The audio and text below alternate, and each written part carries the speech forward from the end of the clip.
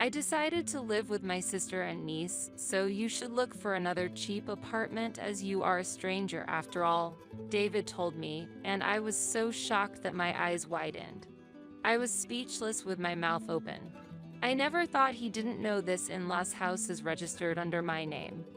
I don't mind having my name removed from the registry, but I made one suggestion before that. Leaving is an option, but in that case, I would like you to consider divorce, I replied with a smile. David gave a sarcastic smile and said, "My dad has passed away, and you are no longer valuable to me." He acted as if everything was permissible. "Don't expect any property division since you brought it up," he said authoritatively, and I sadly lowered my face and covered my mouth. "Go on and cry. Did you think I'll stop you? Lament being abandoned by your husband," he said. However, I was holding back desperately the laughter that was welling up, because David has no idea about the situation he is about to face. I immediately started thinking about a new place to live. Yes, that place would be perfect, I decided in my heart. An image of a high-rise apartment worth $1 million floated in my mind. I am Becky, 34 years old. I was about to take a new step toward the rest of my life. David is 2 years older than me, 36, and works at a high school. He works at a private girls' high school. David is relatively young among the male staff and seems to be popular with the students. Sometimes he receives letters from them, and on Valentine's Day, he gets several chocolates. Every time, David reacts as if it's bothersome. "You don't make that troubled face in front of the students, do you?"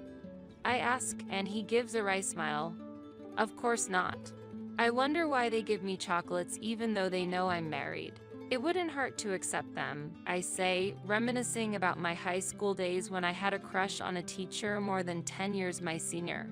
"That's dangerous. It would be a big problem if inappropriate rumors started at a girls' school," David says seriously. In this regard, David is very sincere.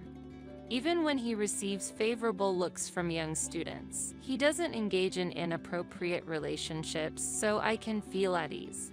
David's seriousness probably comes from his father. Both of his parents were educators, and I feel their influence is significant. Currently, we live with David's parents at his childhood home. We planned to move out once we had a child, but unfortunately, we don't have any children yet. Moreover, the income I earn from my part-time job and the amount David contributes to the household don't leave much room for savings. Living with my in-laws is comfortable, and they are very warm towards me. My recent concern is the worsening condition of my father-in-law's legs. His ability to walk is deteriorating day by day, and he can't enjoy his walks as much as before. So we bought a wheelchair and tried to get him out as much as possible. I changed my job from a daytime position to an early morning shift at a bakery. This allows me to go for walks or shopping with my in-laws during the day. My parents have passed away, so I cherish my in-laws as if they were my own parents. They left me an inheritance, but I still wish they were alive. David has an older sister, Kim, who has a husband working for a major company and a 17-year-old daughter, Nicole. It's been 10 years since we got married, and Kim, who works, often leaves Nicole at our place. Thanks to that, Nicole and I have developed a close relationship. Nicole calls me Sister Becky and trusts me like her own sister. I was an only child, so it was very precious to have a sister-like presence in Nicole. Now that we don't have to take care of her at our in-laws, we still keep in touch frequently. However, my relationship with Kim isn't very good. Ever since the first time I met Kim when visiting David's parents, I never had a good impression of her. She laughed and said, "I thought he would choose someone cuter at our first meeting." Moreover, David didn't stand up for me at that time.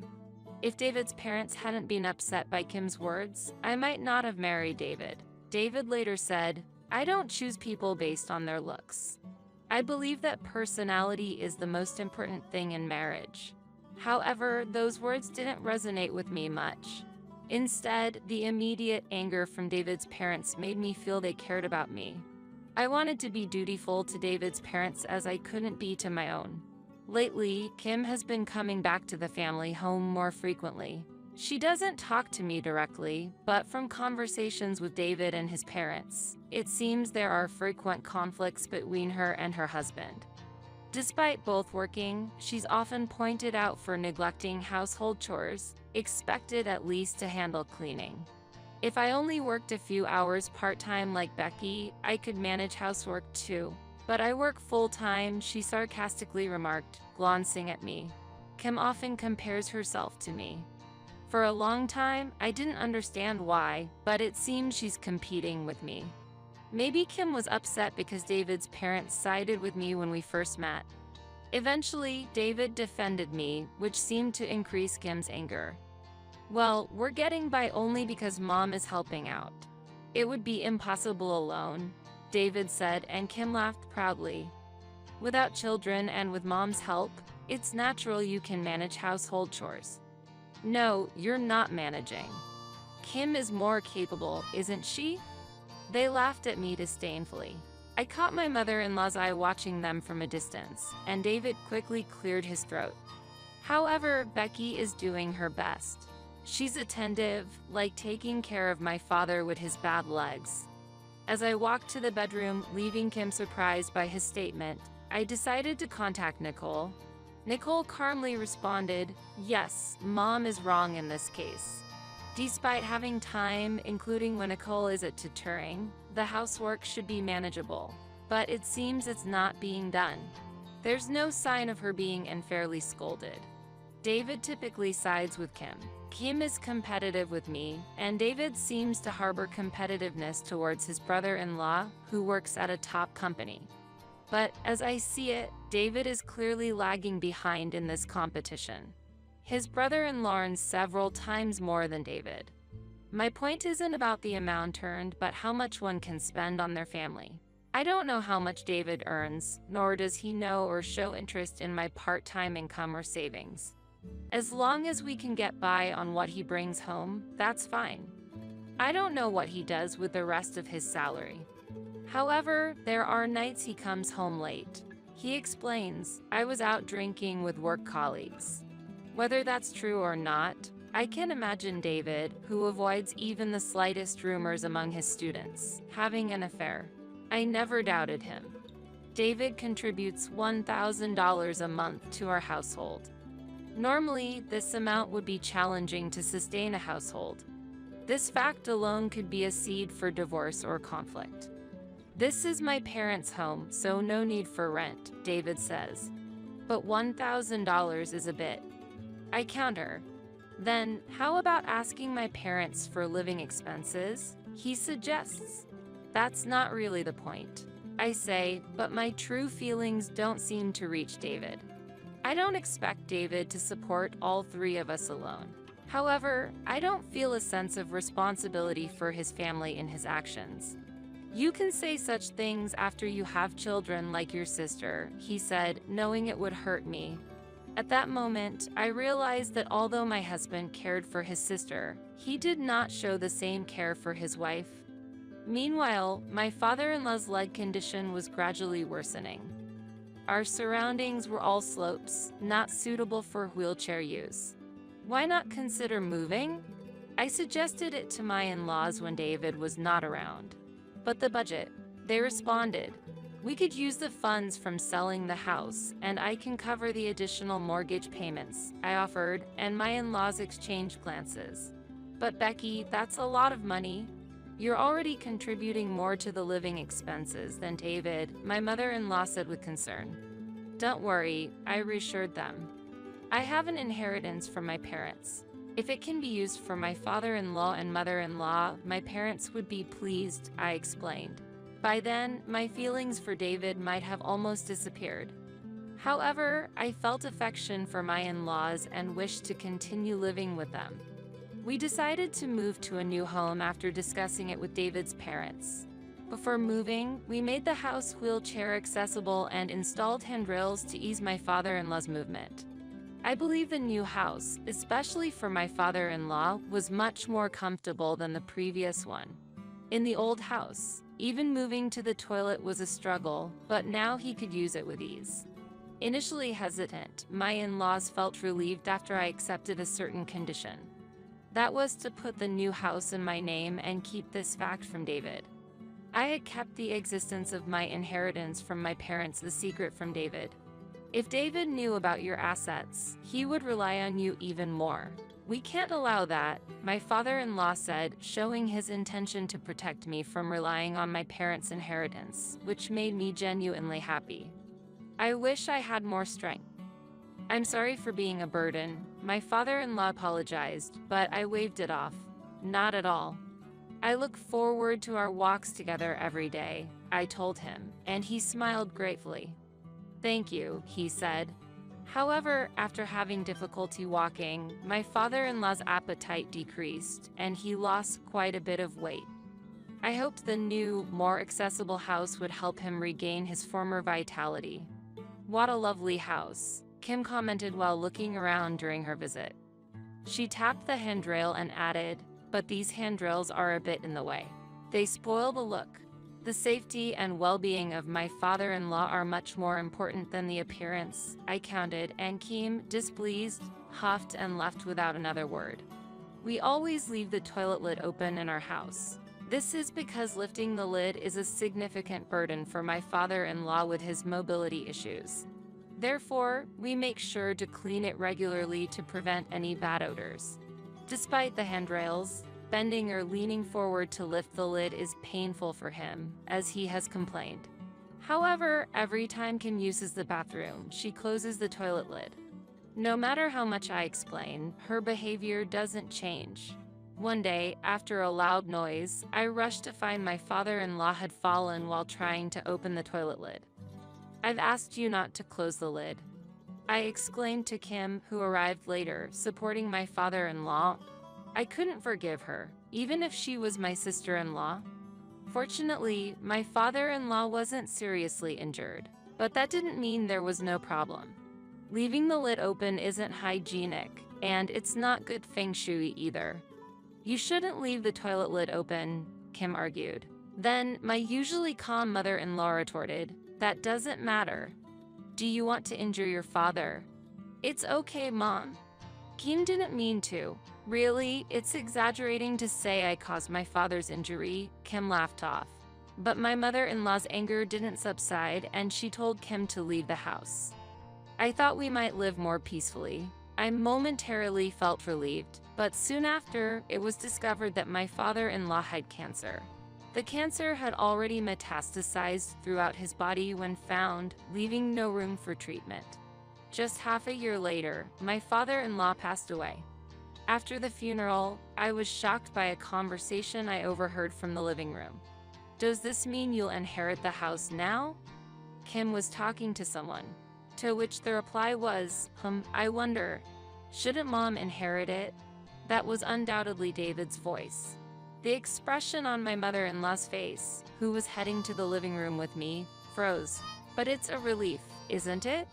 If his illness had dragged on, caregiving would have been tough, Kim said. True. But we have a convenient housekeeper, so no worries, David continued. What a thing to say. But maybe you're right. A laughing voice responded. Just as my mother-in-law reached to open the living room door, I firmly grasped her wrist. She was visibly angry, but I shook my head. Should we move in here too? Kim's cheerful laughter could be heard. I was undoubtedly furious. I had another reason to be angry with David. While organizing his suit for the funeral, I found receipts from dubious establishments and business cards with women's contact details. More of these were found when I searched his bag. These contacts were from afar, seemingly to avoid detection by school associates or students. Knowing he contributed little financially to the home while spending on such things fueled my anger. At that point, I was contemplating how to kick David out of the house. It's decided that my sister and niece will live together, so you, an outsider, should look for a cheaper apartment, David suddenly told me a few days after a month-long memorial service. I was dumbfounded, not understanding what he was saying. At that time, I learned that Kim's discord with her brother-in-law had deepened, leading her to declare, "I'm moving back home." Kim seemed to think that if she and Nicole left, her brother-in-law would apologize. So that's the plan. While surprised by the turn of events that I was being kicked out, David was unaware of a crucial fact. This in-law house is in my name, despite the fact that I am shouldering a mortgage payment of $1,800. I had been pondering how to evict David, but then realized there were other options. Considering transferring ownership to David, I devised a plan and smiled slyly. Leaving is an option, but in that case, I would like a divorce, I proposed. If I were to leave, divorce seemed fitting. Otherwise, I would end up at a disadvantage. Unaware of my intentions, David returned a spiteful smile. "My dad has passed away, and you are no longer valuable to me," he declared. He took on an unpleasant demeanor, thinking he was in a superior position. "Didn't expect any property division since you brought it up," he said condescendingly. I looked down and covered my mouth, replying with a trembling voice, "Understood." Hearing this, David laughed even louder. "Go on and cry. Did you think you'd be stopped? Lament being abandoned by your husband," he taunted. But I was desperately holding back laughter. The situation he was oblivious to, thinking he had the upper hand, was comical. Distracting David, I began thinking about my next place to live. Yes, that's ideal, I decided. I envisioned the $1 million high-rise apartment my parents left me. Recently, I was informed by the property management company that the family living in one of my properties was planning to move. It's one of several real estates left by my parents, and the rental income enriches my life. Especially the high-rise apartment my parents dreamed of holding a special place for them. I hadn't been particularly interested until now, but living in my parents' last dwelling might not be too bad. However, there's one concern. That is about my mother-in-law and Nicole, who will end up living in the same place as Kim and David. I continued to ponder how to rescue them. "Then I will go to a facility as well," my mother-in-law declared when I informed her that I would be divorcing David and leaving. "What? What are you talking about?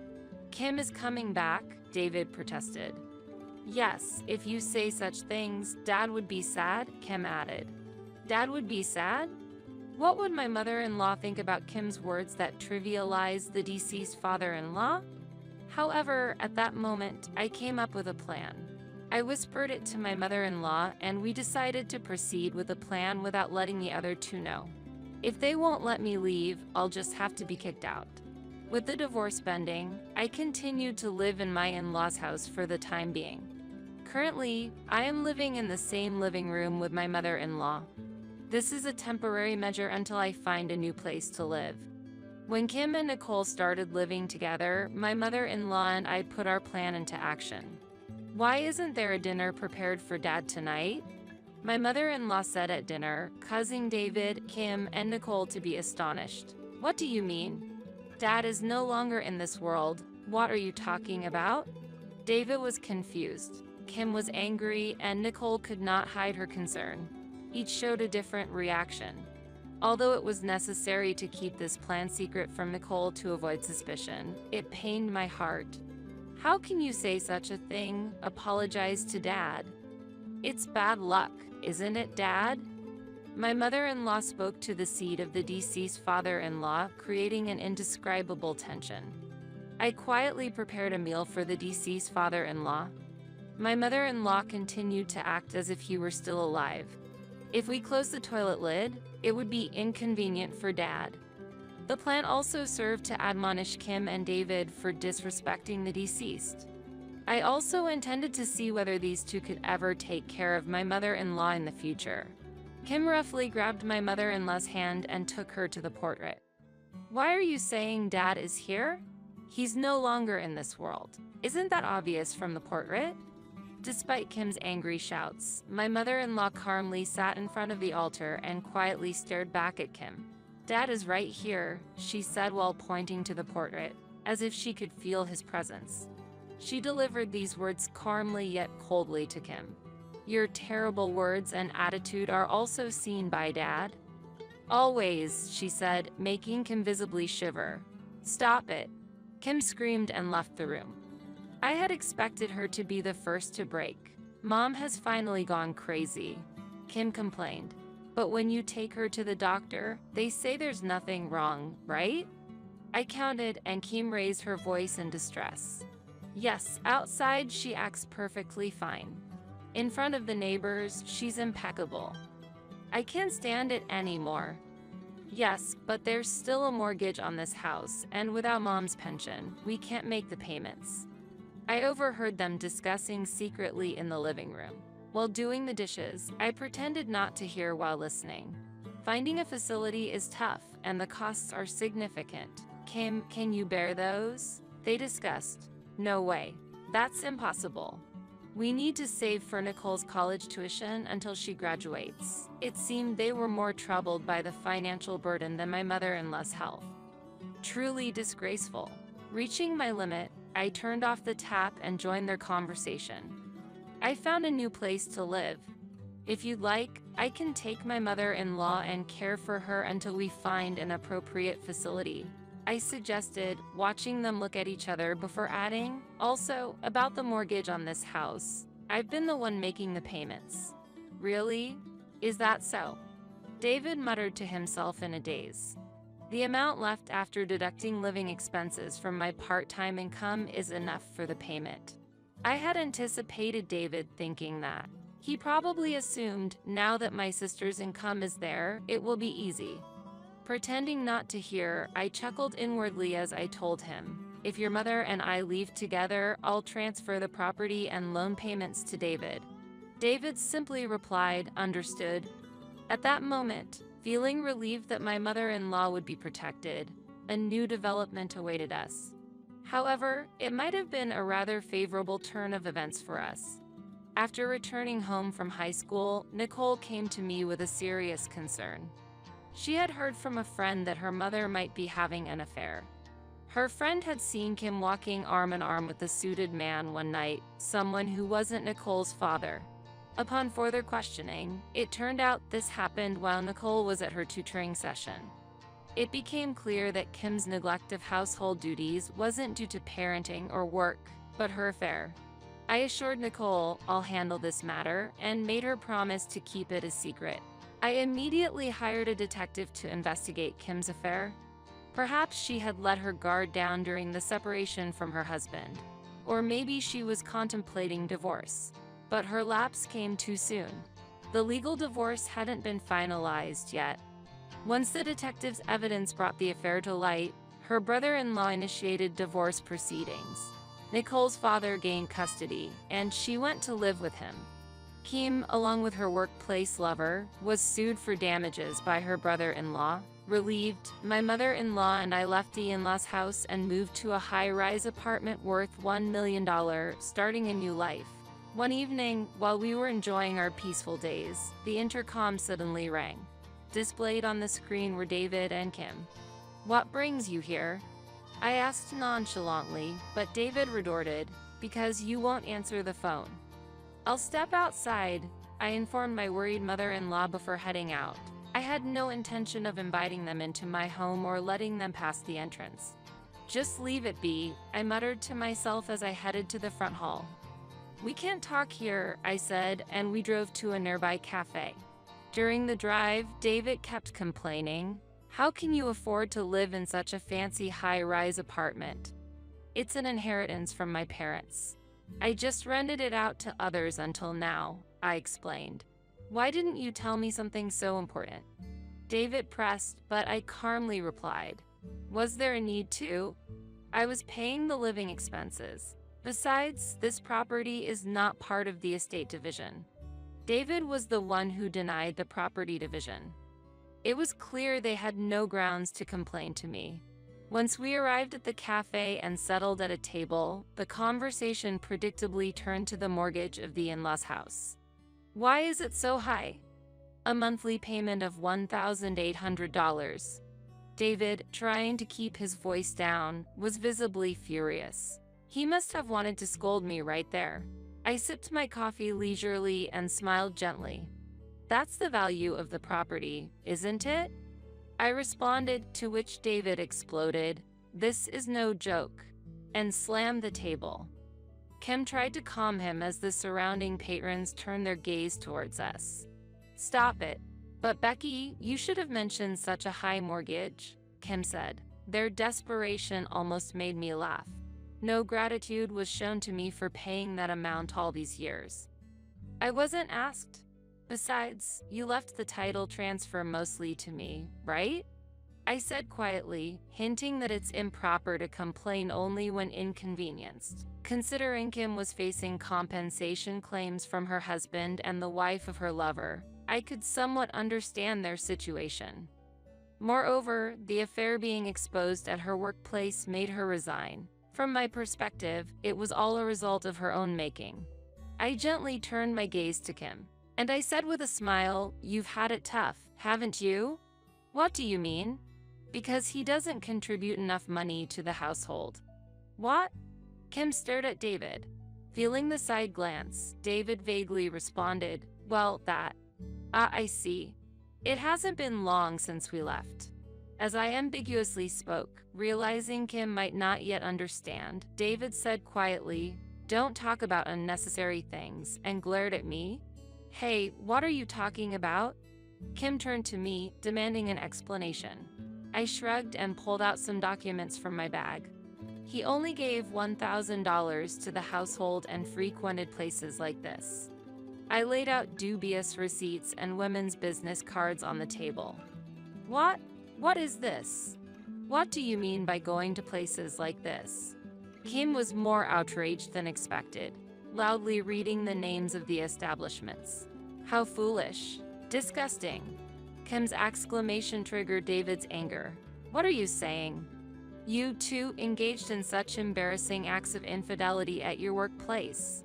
An ugly dispute unfolded before me, each critiquing the other's misdeeds. I sipped my coffee, quietly observing their argument. Concerned about a possible complaint from the cafe, I addressed David. Right. Sorry to interrupt your conversation." With that, David ceased his quarrel with Kim. Perhaps a unique communication between a long-time married couple. "You were saying?" he inquired. "I almost forgot, but there's a popular tutoring school near this cafe." "What?" They looked at each other, then back at me, puzzled.